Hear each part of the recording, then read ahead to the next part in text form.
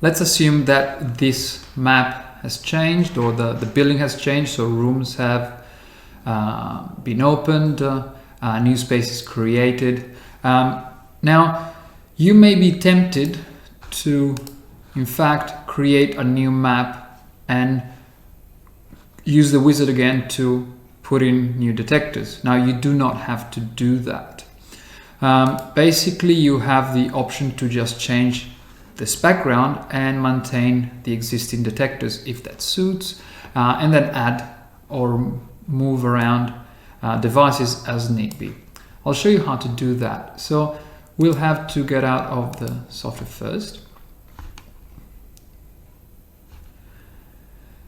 And we will configure a map.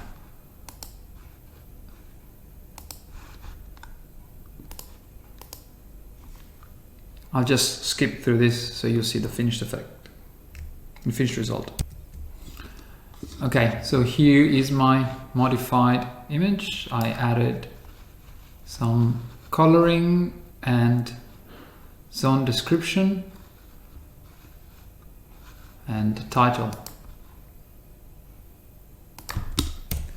Now I'll save my bitmap. I'll just change it to subsection 1b, just to have a copy or a reference. Now I'll show you where the maps are stored. Obviously I have created some maps that I've saved here for myself, but once they get imported into PCNet, they are saved into, or duplicated and saved into their own file. So go on to your C drive, you'll find the folder called PCNet 005, and inside data you will find graphics. And here you go, you have the two maps that we've created so far, main page and subsection 1. All I have to do is to take my file called subsection 1b, which is the new one, and rename it as subsection 1 and delete or remove the other one. Now it's important that this file has the exact same name as the old one. I can delete the other one. Once I log into PCNet, you should see that the background has changed.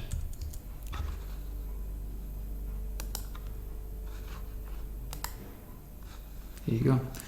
So we can obviously make some changes. We can remove some buttons and move some things around, but